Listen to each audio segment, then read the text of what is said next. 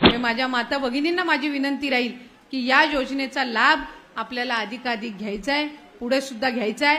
आम्ही सप्टेंबर महिन्याचा लाभ या महिन्याच्या अखेरच्या आधी तुमच्या अकाउंटला डीबीटी करणार आहोत, याचाही उल्लेख मी आज या कार्यक्रमाच्या निमित्ताने या ठिकाणी करते। पुढच्या कालावधीमध्ये रजिस्ट्रेशन सुरू राहणार आहे।